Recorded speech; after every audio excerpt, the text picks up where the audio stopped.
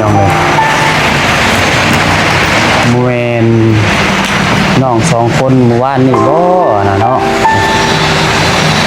ที่ว่าเห็นในคลิปไอ้นี่นะพี่น้องเลยเงินบ่ไปใส่หามฝนตกกระแข่งเลยบ่พี่ก้อนเขาว่าพี่ก้อนว่าคือพาน้องตากฝนแท้พี่เจ้าหาเงินไปเห็นอย่างล่ะจะหาเงินนะหาเงินจากได้ล่อหาเงินอยากได้ล่ออยากได้ล่ออยากได้ล่อแบบใดล่อนี้เอาไปยังล่อนะอยากได้ล่อช่องตีนแบบมันสุขสบายนะโอ้ล่อช่องตีนล่อคล้ายๆล่อน้องตาเดียวนะพี่น้องที่น้องภาษาเคยถ่ายล่อแบบนั่นแบบล่อช่องตีน450ได้เนาะได้กันขอบใจเด้อบ่ต้องทอนโอเคไปเบิ่งรถเด้อไปพ่นเศร้าจอยพ่นไม้เด้อนี่เบิ่งรถเบิ่งล่างเบิ่งหน้าเด้อแต่แล้วยังไง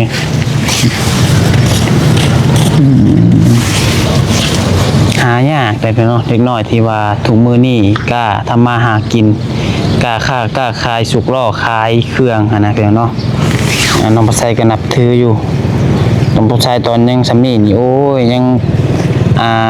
ไป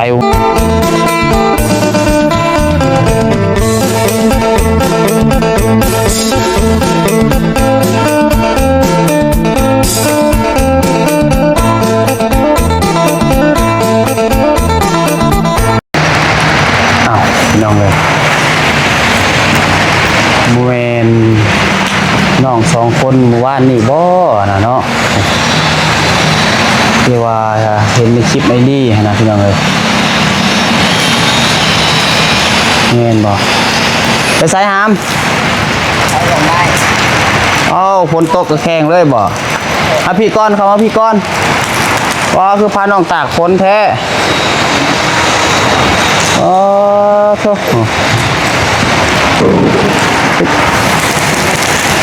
มาได้ไซส์อันนี้มาได้นอนบนเรือ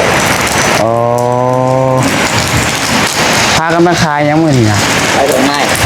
เด้อโอ้สาวน้องบ่ใส่ก็มาบัดไปสิได้แข่งคนมาเฮาสิไปเวียกเฮาเท่าแข่งคนมาพี่น้องมาแต่หน้าผู้บ่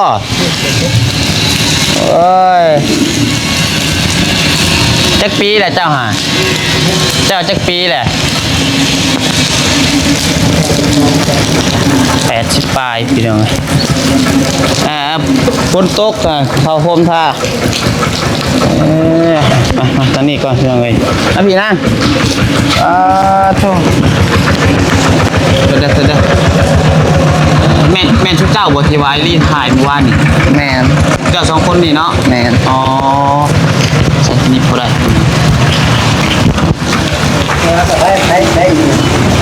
ผู้สาวเฮาชุดยังอยู่เพื่อนเห็นได้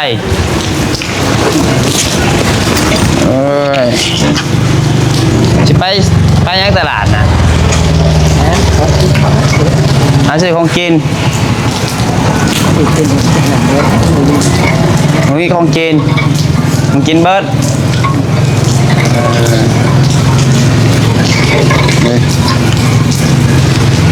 เป็นเดือนกระบอกออกพี่น้องเอ้ยมีวันยันที่ใช่น้องมันใช่ก็เลยติดลบเลยเบิ่งกัน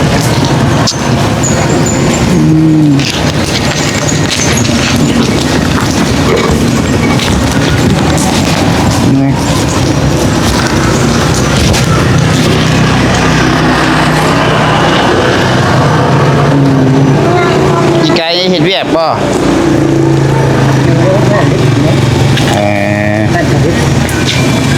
เวียกอยู่หั่นเฮากับปูมี่จังนี่เด้อมีบ่หลายเดือนก็ยังบ่ทันออกก็ได้ซื้ออยู่นั่นกาแฟเรื่องของกินแค่นายเดือนเดือนพอท ฒ่าของน้องบัดไซพ่อของแม่พี่น้องเนาะพ่อเฒ่าใหญ่ได้เฮือนขี่รถถีบตากฝนมาพี่น้องเอ้ยพี่บังเอิญน้องบัดไซก็มารบคนอยู่นี่พี่น้องเนาะกำลังสิไปเวียกพอดีมาเจอทางน้องๆเพิ่นนำพี่น้องเนาะไปละ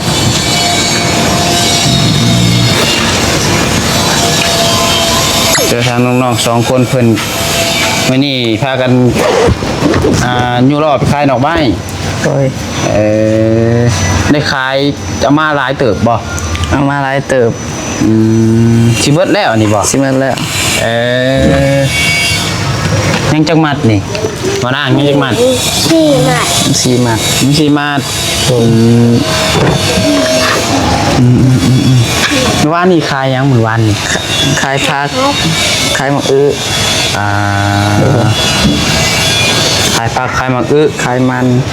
หลายอย่างอยู่เห็นในคลิปไอดีวานนี่เนาะโดยก็เมาไปเลยบ่วันเมาหมดโอเคโอ้น้องบ่ใส่เห็นกินไอ้ต้นเนาะปนพาย่องย่างตากปนจู่ล่อมาพี่น้องเอ้ย2ไอ้น้องบ่สิจันฮะหลานหลานโอ้คือว่า2ไอ้น้องบ่แม่น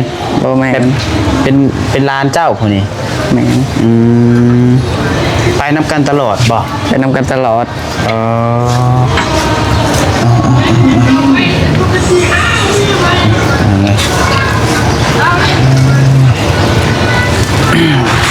จะซื้อหยังล่ะซื้อธันวาแม่น้องเด้น้องสาวเด้อยากซื้อหยังนางเห็ดไพลินมายืนกันพี่ยืนกันน่ะยืนกันธันวากับไพลินจักปีแล้วจ้ะน่ะ16สิเขา17แล้วเอา16เลยแม่นโอ้แต่ว่าคนตัวน้อยเนาะแม่นอีหล่าได้จักปีนาง7 ปีผู้นี้ผุดสมบูรณ์เป็นยังไงเห็ดลุยอยู่คนนี้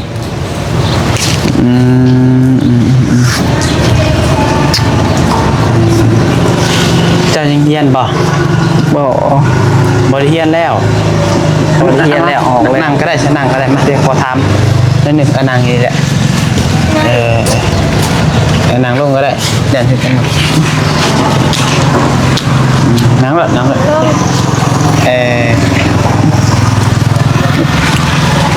ลยเนาะนี่มา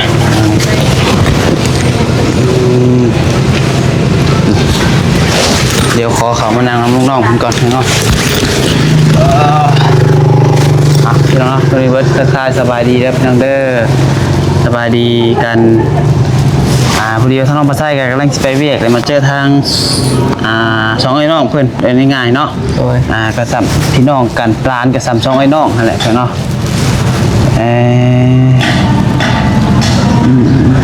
พากันไปขายจะจักโมงนี่ออกตั้งแต่7-8 โมงออกตั้งแต่7-8 โมงโอ้อันนี้ก็สวยเติบไปเลยพี่น้องเนาะปนหมวกปนได้บ่ล่ะโอเค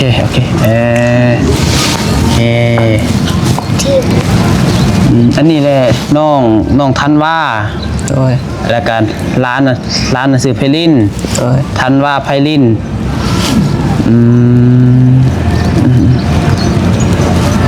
คือหลานจะแม่เจ้านี่ต้องเป็นยัง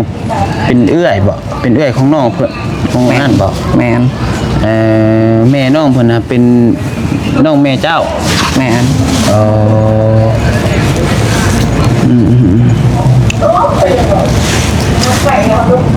ตอนนี้หาจะบ่ได้เรียนแล้ว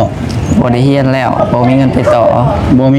อจะเรียนจบม.ใดมจบม.4 แม่นเรียนจบม.4 จบปีกายนี่บ่ล่ะแม่นแล้วสมมุติว่าต่อนี่คะแนนออกไปเรียนต่อนี่ปีนี้ต้องขึ้นม.5แม่นบ่แม่นม.5บัดนี้ต้องขึ้นไปต่ออยู่มัธยม ไปต่ออยู่โรงเรียนมสชุมพร อาสิแม่น เพราะว่าเพื่อนน้องเพิ่นจากโรงเรียนมสชุมพรไปนี่ก็ประมาณ2กิโลเป็นยังไงคือว่าเพราะว่าเพิ่นเข้ามาต้นน่ะค่ะอยู่นี่แม่นบ่ บ่ไปค่ะห่างก็มาอยู่ในเซโนนี่นะ อาจารย์ก็มาอยู่บ่เจ้าบ่ได้อยู่ซิโนบ่ บ่ อ๋ออ้ายคือว่าเจ้าคนซิโนบ่แม่น บ่แม่น อาเจ้าคนบ้านใดซะ คนบ้านทะม่วง บ้านทาม่วง เป็นคนบ้านของชม ม่วงดงลิง ทาม่วงดงลิงคุ้นๆอยู่คุ้นๆอยู่บ้านน้ำท่วมครับบ่ แม่นน้ำท่วม ว่าน้องปัสไซเคยไปแจกของอยู่วัง2-3 มื้อก่อนนะพี่น้องเนาะ FC จำได้บ่น้องปัสไซเคยไปแจกเครื่องอยู่กับเขาไอเตียงกับทีมงานอะไรบ้านทาม่วงจื้อได้อยู่เจ้าคนบ้านทาม่วงเลย แม่น แล้วย้ายมาอยู่เซโนดนแล้วบ่ซะ ปีนี้นะห่างก็มาอยู่ปีนี้ นางก็มาอยู่ปีนี้จะมาอยู่นี่มาอยู่น้ำไผ่ มาอยู่น้ำซาว มาอยู่เซโนน้ำนาซาวพ่อแม่ไปกรุงเทพมันละ พ่อกับแม่ครับไปกรุงเทพ พ่อเฒ่าแม่เฒ่าก็ตายมันละ โอ้เมื่อก่อนนะอยู่บ้านนะจะอยู่น้ำไผ่ซะ อยู่น้ำพ่อน้ำแม่ อยู่กับพ่อกับแม่แล้วบัดนี้พ่อแม่ไปกรุงเทพ แม่น เพิ่นไปดนแล้วบ่ ไปวางอีแล้วเนี่ย ลองปีก่อน แม่น โอเคเอาไว้แสดงว่าจะมาอยู่น้ำนาซาว แม่น น้ำนาซาวแล้วมาอยู่เซโนนี่แหละมาขายเครื่องน้ำเพิ่นบ่ มาขายเครื่องน้ำเพิง เดี๋ยวนั่งดีก่อนไปหนึ่งขอโทษโอ้มานั่งมาขายเครื่องน้ำเพิ่นนี่ไปถูกมือเลยบ่ บางมื้อก็ไปบางมื้อก็บ่ไป บางมือก็ไป ได้ของไปบางมื้อ ว่าไงก็แทบทุกมือบ่คันแบบนั้นเนาะ โดยมันมีเครื่อง นี่ล่ะยังเฮียนอยู่บ่จ้านางเฮียนปอใด ตัวหนึ่ง เฮียนปอหนึ่ง ปหนึ่งสิเขาปสองแล้ว เข้าโรงเรียนมื้อนี่ขึ้นป2บัดนี้ แม่น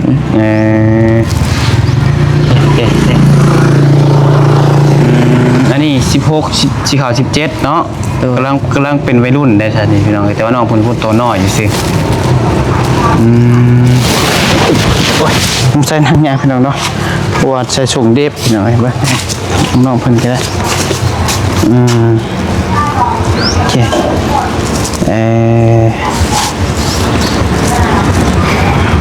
คะแนนว่ามีโอกาสจะอยากเรียนต่อป่ะ แล้วก็มีเรียนต่อกันมีโอกาส ถ้ามีโอกาสถ้ามีคนส่งเสริมนี่อยากเรียนต่ออยู่จะอยากเรียนให้จบฮอดมอใด ม.6 ม.7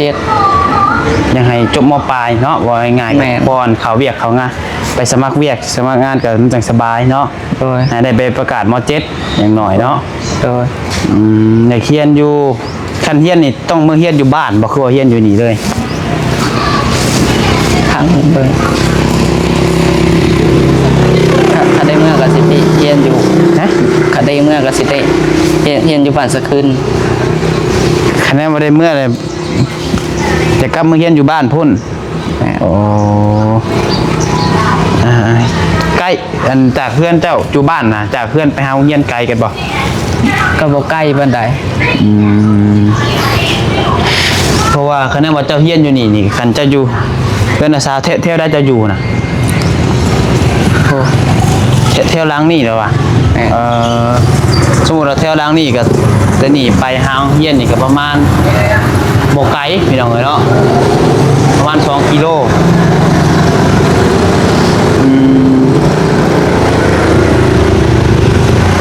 จะไปขายดอกไม้แต่ละมือจะบ่อายบ่ขายเครื่องขายหยังสุกล้อนี่ บ่อาย บ่อาย บ่อายปานใด เ อายอยู่แต่ว่าอายไปได้ หาอยู่แต่ก็จำเป็น จำเป็น เออเข้าใจเลยพี่น้องเด็กน้อยทุกมือนี่หายากเลยพี่น้องที่แบบว่าสิกล้าแบบไปหาหน่อไม้หาเครื่องแบบสุกสิรอไปขายนะคือว่าหายากเฮงคือน้องเพิ่นนี่ก็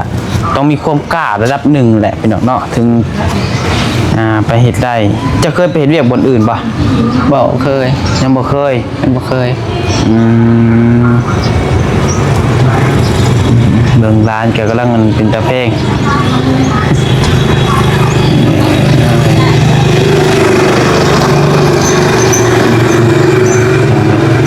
พี่เจ้าหาเงินไปเฮ็ดหยังล่ะจะหาเงินน่ะ หาเงินจากได้ล่อ หาเงินอยากได้ล่อ โดยอยากได้ล่ออยากได้ ล่อแบบใดล่อนี้ โดย เอาไปเฮ็ดหยังล่อน่ะ อยากได้ล่อซองตีนแบบมันสุขสบายนะ โอ้ล่อซองตีนล่อ โดย คล้ายๆล่อน้องตาเดียวนะพี่น้องที่น้องภาษาเคยถ่ายล่อแบบนั้นแบบล่อซองตีนสั้นๆเนาะหนึ่งอยากได้ล่อแพงบ่ล่อแพงบ่ถูกบ่ โอ้โห อยากได้ล่อแล้วก็อยากได้หยัง อยากได้ล่ออยากได้รถจักร ก็อยากได้รถจักร โดย โอ้ความฝันเจ้าฮะ โดย หาเงินเพื่อโฮมหาเงินเก็บเงินอย่างไรอยากได้รถจักรก็อยากได้ล่อ โดย อืม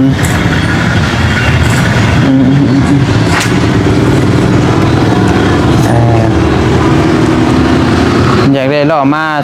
ขายเครื่องคือเก่านี่ โดย สมมติว่ามีผู้ใหญ่ซื้อรถจักรให้ซะและเพิ่นให้ใช้เฮ็ดเป็นซาเล้งแล้วไปหลอกขาย ได้บ่นะครับ ได้ แบบนั้นก็ได้เนาะ ก็ได้ก็เล่งก็ได้ แต่ขนาดได้แบบนั้นถึงดี โดย อันนั้นว่าบ่ได้อีหลีกะอยากได้ล่อ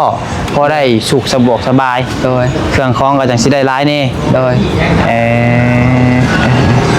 ล่อนี่ก็มันเป็นล่อเดียอะไรก็มันก็ยุ่งยากแน่แหละเนาะ ยุ่งละ ยุ่งยากบวกเครื่องก็ใส่บ่ได้หลายพี่น้องเอ้ย มันเจ็บมือในแขน ร้อยแขนนำ เจ็บมือนาสาวสุกจนเมื่อยมืดกระตุนกระโตนี่ นาสาวฮะบางมื้อก็นาสาวไปขายบ่ โดย ว่าง่ายๆกะเปลี่ยนกัน เปลี่ยนกัน มื้อใดชุดเจ้าเมื่อยชุดเจ้ายังแลเปลี่ยนกันกับนาสาว แม่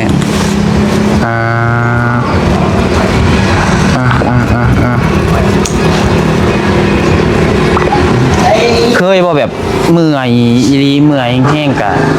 เคย ก็ได้ไป เมื่อยแห้งๆก็ได้ไปบ่ แม่น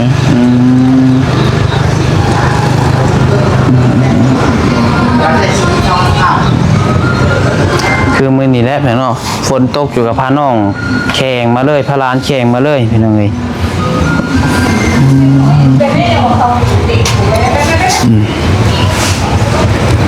หาเงินอยากได้อีหล่าได้สนั่งความฝันเจ้าอยากได้หยังล่ะ แล้วเราจะขี่ไฟฟ้า รถถีบไฟฟ้าขี่เป็นละบ่รถถีบไฟฟ้าฮะ นั่ง ขี่บ่ เพิ่น เป็ ไป น ขี่ไปโรงเรียน รถขี่ไฟฟ้ารถถีบธรรมดาได้มีแล้ว นี่หรอก รถถีบธรรมดามีแล้ว มีแล้ว เราอยากได้ถีบไฟฟ้า โดย ขี่ได้บ่เฮ้ยก็7 ปีขี่ถีบไฟฟ้าได้อยู่บ่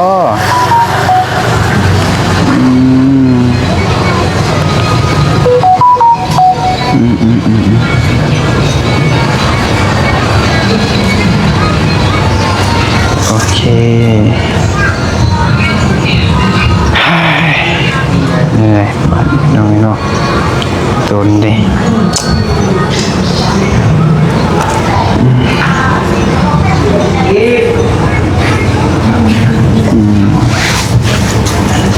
คะแนนว่าคายเบิดผู้บ่จังมือแต่ละมือ แม่ คันคายบ่เบิดแล้วก็บ่ได้เมื่อ เมื่อ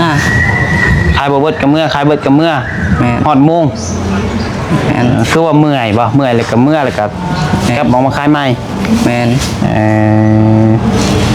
โอเคโอเค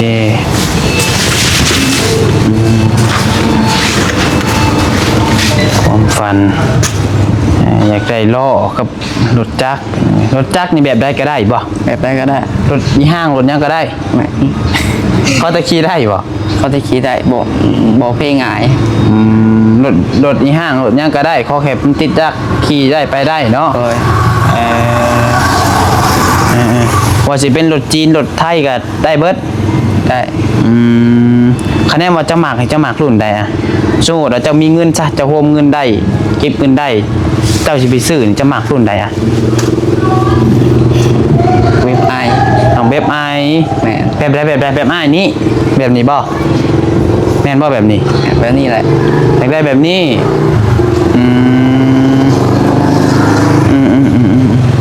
โอ้เว็บไอนี่ก็70,000กว่าบาทพุ่นได้นี่ฮักก็ซื้อยังบ่ฮอดนะซ้ำฮักก็ซื้อได้เดือนปลายนี่แหละเว็บไอฮะตอนนี้เก็บเงินได้เท่าไหร่แล้วตอนนี้ ทันปลาย เก็บเงินได้ล้านปลาย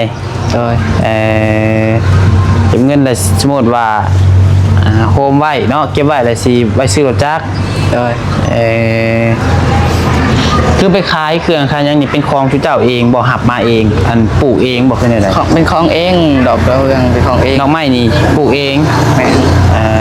เครื่องไปหับอยู่ตลาดเครื่องเป็น บางมื้อก็ไปหับอยู่ตลาดมา แม่น โอเคย่างจะบ่อายบ่ย่างไปน้ำอายบ่อายบ่ฮะ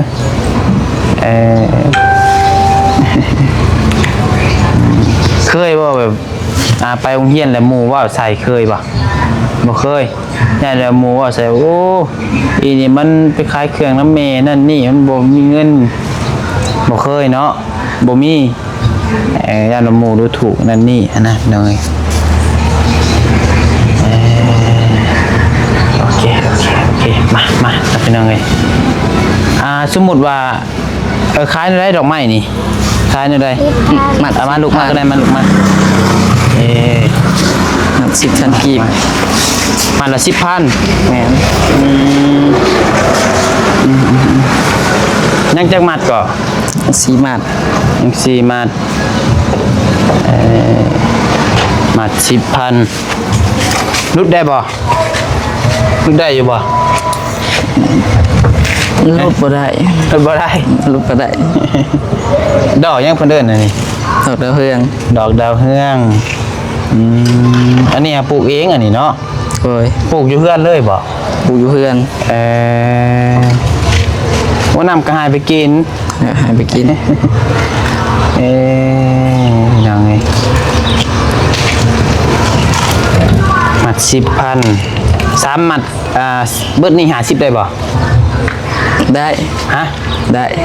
ได้ ได้ เบิดนี่20,000ได้บ่ฮะ บ่ได้ บ่ได้ บ่ได้เอาสัตว์สื่อ สัตว์ซื้อบ่ได้ซื้อสัตว์บ่ได้ซื้อเสือซื้อแมวกันเราซื้อสัตว์หยอกเด้อมาใส่ถุงง่ายเดี๋ยวสิซื้อซอยมาถ้าได้ซื้อซอยเบิดนี่เมื่อบ่บัดนี้ เมื่อ ใส่ถุงมาซื้อซอย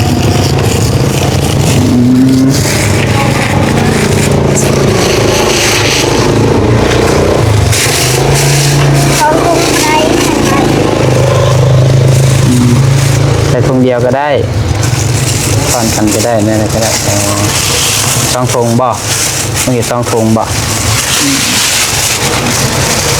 ซอยกันใส่ซองก็ได้ซอยกันไม่ห้ามติด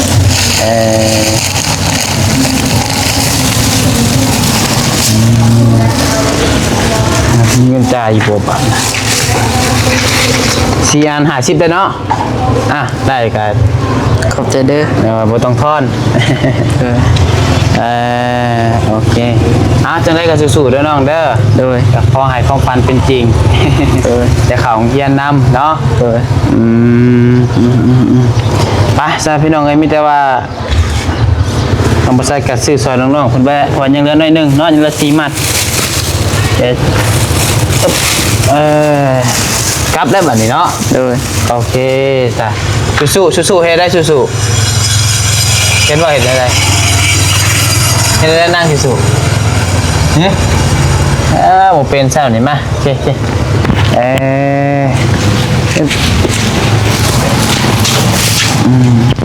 ไปโอเคกลับบัดนี้เนาะเดินไปเลยโอเคล่ะเนาะใส่สุกเดี๋ยวถ่าย FC เบิ่งเพิ่นสุกบัดตอนเมื่อบัดนี้เห็นได้ให้ร้านขี่บ่บัดนี้ให้น้องขี่บ่มันเบิดได้เครื่องกัน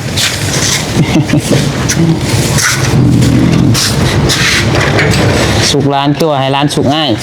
แกสุกได้บ่นาง ก็ได้ ไปเบิ่งรถเด้อมาพลเศร้าจอยพลไม้เด้นี่เบิ่งรถเบิ่งร้านเบิ่งหน้าเด้อไปแล้วยังไง